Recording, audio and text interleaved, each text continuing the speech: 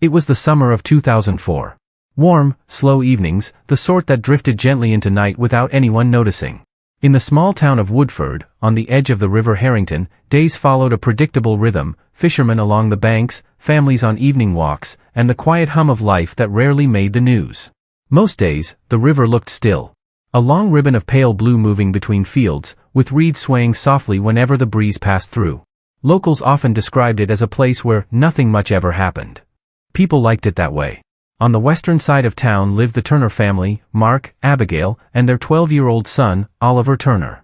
Oliver was the sort of child who blended into places rather than stood out in them. Soft-spoken, gentle, and thoughtful in ways people noticed only after speaking to him for a while. He collected stones from the riverbank, kept notebooks full of simple sketches, and had a habit of pausing mid-walk just to watch the way sunlight moved across the water. On the afternoon of June 23, 2004, the weather was unusually calm.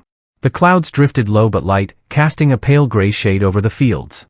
School had just finished for the summer, and Oliver had spent the morning helping his father clean out the shed. By lunchtime, he'd asked for permission to take his bicycle down to the river, something he'd done countless times before. His mother remembered the conversation clearly. He'd stood in the doorway, one hand on the bicycle handle, wearing an old blue backpack he'd had for years. "Just an hour or so," he'd said. "I want to check the spot near the bridge." Abigail had smiled, that quiet, familiar smile mothers often give without thinking. "All right. Be back before the rain starts." Oliver nodded. "Promise." He set off moments later. Neighbors saw him riding slowly along the pavement, standing on the pedals as he rounded the lane that led towards the river path. It wasn't unusual. Nothing about the moment felt significant then. Only later would people replay it, wondering whether the details they remembered were truly accurate, or simply shaped by the story that followed. By mid-afternoon, the first drops of rain began to fall. Light, scattered. Not enough to chase people indoors, but enough to slow the day down even more. A thin fog settled above the river, softening the edges of the opposite bank. Oliver was seen once more, at least, someone believed it was him. A dog walker noticed a small figure sitting on the old wooden jetty, legs dangling above the water. She remembered the blue backpack, the bicycle lying nearby, and the way the boy seemed lost in thought, staring at the current. At around 4:20 p.m., the rain picked up. A brief, sudden shower. The kind that comes and goes quickly in early summer. Branches rustled as the wind shifted, and the river's surface rippled in uneven circles. By 5 p.m., the Turner family began preparing for dinner. Mark set the table, Abigail checked the oven, and neither noticed the time until a quiet moment passed, the kind of pause that pulls attention without a sound. "Where's Oliver?" It was Mark who asked first. Abigail looked at the clock. He should have been back by now. They waited 10 more minutes. Then 20. Rain returned in a slow drizzle, tapping gently against the kitchen window. Mark stepped outside, expecting to see his son cycling back up the path. The road was empty. By 6:15 p.m., concern had settled into their voices. Oliver was responsible, careful, and had a habit of checking in whenever he stayed out longer than planned. Mark grabbed his keys. "I'll go to the river," he said. "He's probably sketching and lost track of time." Abigail called his mobile. It rang once, then cut to voicemail. 10 minutes later, Mark's car rolled slowly along the narrow lane by the river. The reeds swayed softly, and the mist was beginning to thicken. When he reached the jetty, he saw the bicycle lying on its side, wheels damp from the earlier rain. The blue backpack rested on the wooden boards. But Oliver was nowhere in sight. Mark called out. Once. Twice. His voice echoed faintly across the water, fading quickly into the fog. He walked the edge of the bank, checking the muddy ground for footprints. He followed the path towards the bridge, calling his son's name again and again. Nothing answered back. By 7 p.m., he phoned home. "Abby, he's not here." His voice trembled, not with panic yet, but with something that sat close to it, a quiet unease. Abigail left the house immediately. Within the hour, neighbors joined the search. 2 fishermen from downriver. A couple who lived near the bridge. Even the dog walker who thought she'd seen him earlier came out again, pointing towards the jetty. They searched until the sky turned a deeper gray. When police arrived just after 9 p.m., Mark and Abigail stood together at the edge of the riverbank, hands cold, clothes damp, eyes fixed on the silent water. The jetty creaked softly. The rain had stopped. Only the river continued moving, carrying with it a current of questions no one yet knew how to answer. Some disappearances happen loudly, with witnesses, with chaos, with clear last moments. This one didn't. It slipped quietly into the stillness of the evening. A single boy, a bicycle, a backpack, and then an empty jetty by a fog-covered river. People would later say the river held its breath that night. They weren't wrong. When police arrived at the river shortly after 9 p.m., the light had fallen to a soft charcoal gray. The fog, now thicker than before, curled gently above the surface of the water, hiding anything more than a few meters out. Torch beams shook across the banks as officers began their sweep. What followed was a slow, methodical reconstruction of the hours between 3 p.m. and 7 p.m., the last known window in which 12-year-old Oliver Turner could have been seen. 3:15 p.m., the last confirmed routine. Oliver left home with his bicycle, turning down the narrow lane that led to the river path. He rode past Mrs. Linton's cottage. She later told officers he looked cheerful, though she admitted she only saw him from behind. At 3:30, a local man walking his dog spotted a boy near the old jetty, sitting with a backpack beside him. He remembered the blue color. "I didn't speak to him," he told police. "He looked like he was sketching something in a notebook. Seemed peaceful." It matched Oliver's usual habits. 4:10 p.m., the first shower of rain. Weather records showed a short burst of rain across the region. For most people, it passed unnoticed, a simple summer shower. But for a boy sitting by the water, it might have encouraged him to pack up and head home. Except, no one saw him leave. A couple walking their dog along the upper path recalled hearing the rain hit the water, but no voices, no bicycle wheels on gravel, nothing that suggested a child heading away from the area. 4:20 p.m., the ambiguous sighting. This was the moment investigators returned to repeatedly. A woman walking by the bridge believed she saw a small figure on the jetty. She noticed the bright blue backpack and bicycle still resting near the grass. "He was just sitting very still," she said. "Like he was listening to something." The fog at that time was beginning to form. She couldn't say with certainty whether the boy got up, or if he was still there when she walked away. Her memory became a key part of the timeline, but also one of its most fragile. 5 p.m., the missed return home. Inside the Turner home, the clock's brass pendulum ticked its usual pattern. Mark and Abigail were preparing dinner. At 5:05, Abigail glanced at the window. "He should be back," she murmured. Mark responded lightly. "He loses track of time down there. He'll come up the path in a minute." They waited. 10 minutes passed. 5:30 p.m., the first ripple of concern. Abigail stepped outside, scanning the lane. The rain had stopped again, leaving behind that gentle, earthy smell that follows summer showers. She dialed Oliver's mobile. It rang once, a single vibration through empty air, and then cut off. She frowned, but still didn't panic. It was possible the battery had died. When she went back inside, Mark was already tying his shoelaces. "I'll go down," he said quietly. 5:45 p.m., Mark arrives at the river. The lane to the river was empty. His headlights swept across hedges and fields, sliding through a thin curtain of fog. When he reached the river path, he parked and stepped out, calling his son's name. "Oliver. You there?" His voice echoed faintly. Then, silence. The bicycle lay on its side near the jetty, as though it had been placed down, not thrown. The blue backpack was untouched. A notebook sat half open beside it, the pencil still caught between the pages. There were no signs of disturbance. Nothing to suggest a struggle.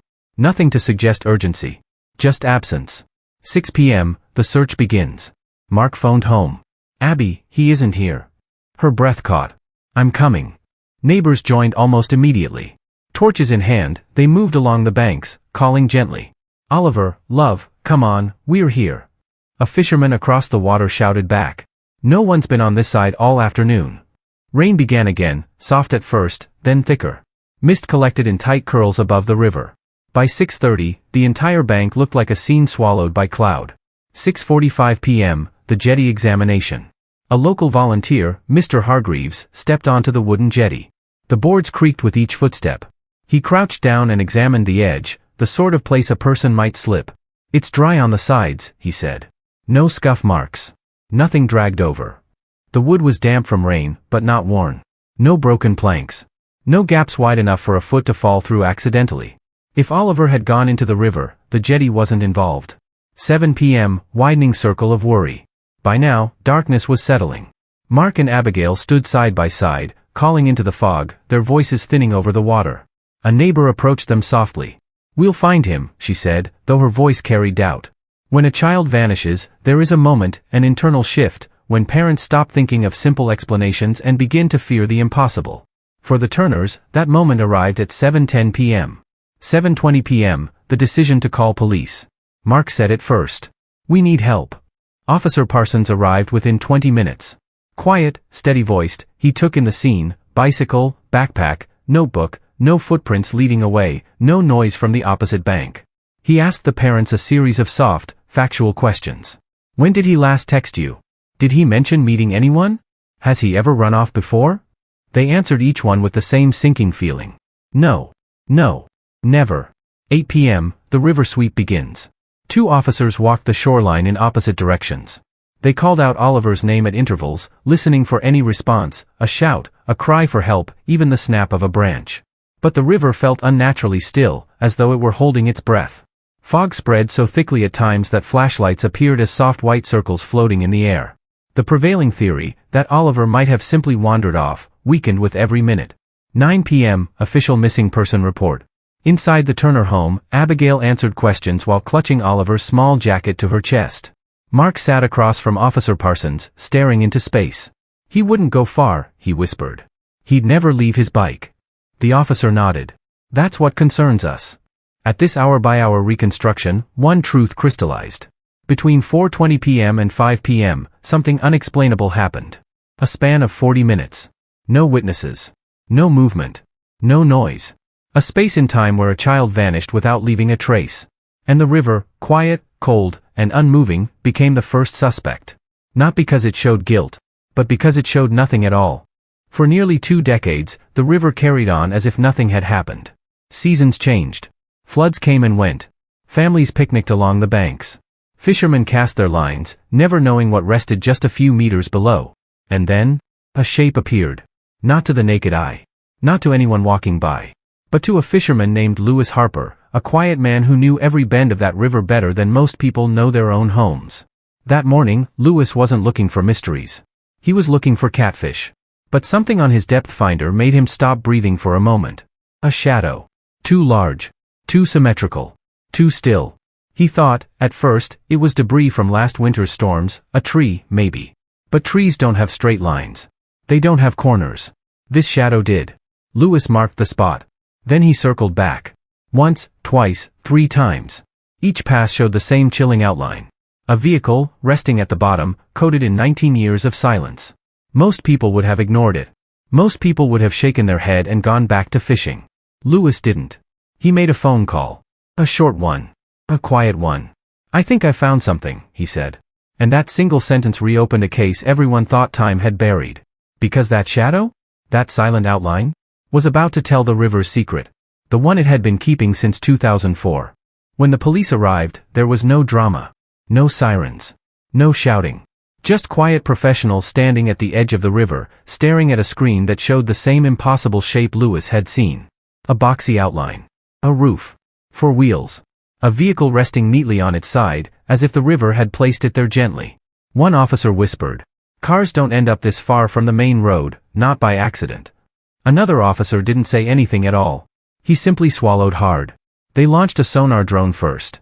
It drifted above the riverbed, sending back grainy, ghost-like images. Metal. Glass. A frame eaten away by time. Then, a detail no one expected. The driver's window was down. Half open. As if someone, in their final moment, had reached for air. 19 years underwater. 19 years of silt and weeds. 19 years of a story waiting for someone patient enough to listen. The divers prepared quietly. No one cracked a joke. No one tried to be brave. Because every officer on that bank knew exactly what they were about to find. And when the lead diver disappeared beneath the surface, the river went still. Almost respectful. Almost aware. 5 minutes passed. Then 7. Then 9. Finally, a voice crackled through the radio. "We've confirmed it. It's a vehicle. And there's someone inside." Silence. Not the comfortable kind. The kind that chills your ribs. Because after 19 years, the river had finally spoken. And the truth was beginning to rise. The river was calm, almost unnaturally so, as if it knew that after 19 long years, it was time to give something back. The divers surfaced one by one. Their masks dripping, their expressions unreadable. You could tell, without a word spoken, that what they saw down there would stay with them. A crane truck arrived, its engine humming softly. No flashing lights. No drama. Just slow, methodical preparation. A steel cable was lowered into the water, vanishing into the dark like a line dropped into another world. The divers guided it into place, securing it around the corroded frame. "Steady, slow," the operator murmured, hands tight on the controls. Every officer held their breath. As the crane tightened, groaning under the weight of a secret held for nearly 2 decades. Then, movement. Tiny at first. A shift. A shiver along the water's surface. And slowly, as if reluctant to leave its resting place, the car began to rise. Mud boiled upwards. Weeds tore free. The river clung to the vehicle, pulling at it, fighting the inevitable truth being lifted into daylight. The roof broke the surface first. Then the windows. Then the number plate, still barely readable through the silt. One officer recognized it instantly. He closed his eyes. "That's him." The car rotated slightly as it hung from the crane, water streaming off it in sheets, dripping like tears onto the ground below. Inside, through the shattered driver's window, they could already see a shape. Still, undisturbed, preserved by darkness and time. A detective stepped forward and placed a hand gently on the metal, now warm in the midday sun. "Let's bring him home," she said quietly. No one argued. No one spoke. Because after 19 years, the story that began with a boy disappearing into the fog was finally taking its last turn. And the truth, the simple, human truth, was almost here. The forensic tent stood quietly along the riverbank, its white canvas glowing soft under the late afternoon sun. The crowds had left. The reporters had been kept at a distance. Only the river whispered now. Inside the tent, detectives moved slowly, carefully, respectfully. The car door was removed first, bolts cutting through 19 years of silence. Then the interior was revealed. A wallet, a faded bus ticket, a pair of trainers, the soles barely worn, and the boy who never came home. The identification took minutes, though it felt like hours. The name was spoken quietly, almost apologetically. Louis Finch, confirmed. Outside, his mother, older now, her hair threaded with gray, her hands trembling, stood between 2 officers. She didn't collapse. She didn't scream. She simply closed her eyes. For 19 years she had lived in 2 worlds. One where Louis might walk through the door, and one where he never would. Now, finally, those 2 worlds met in the middle. A detective stepped towards her. "We found no signs of foul play," he said softly. The tires hit soft mud, the bank gave way. "It looks like he tried to turn around in the fog. A simple mistake. A patch of darkness. A moment no one could undo." Her reply was barely a whisper. "He must have been so scared." The detective didn't answer. Some truths don't need words. They escorted her to the river's edge, where the crane was lowering the car onto a flatbed. For a moment, the sun broke through the clouds, lighting the water in gold. It was quiet, still, almost peaceful. The river that had hidden her son was finally letting him go. They held a small service that evening. Just family. Just close friends. A candle placed beside an old photograph. A boy smiling, unaware of the story his life would one day become. Louis Finch's name was entered into the records. Not as missing. Not as unknown. But with a final date. A chapter closed. A question answered. A boy found. After 19 years, some disappearances become theories. Some become rumors. And some, like Louis's, become a quiet ache, carried year after year, by the people who loved them. His story didn't end with a twist. It ended with the truth. A truth waiting beneath the water, patiently, for someone to look again. If this story reached you, remember this. Behind every missing person's poster is someone who once said, "I'll be back soon." Share Louis's story. And if you want more mysteries where time, memory, and truth finally meet, stay with us. Because not every answer lies in the dark. Some rest just below the surface, waiting for the right moment to rise.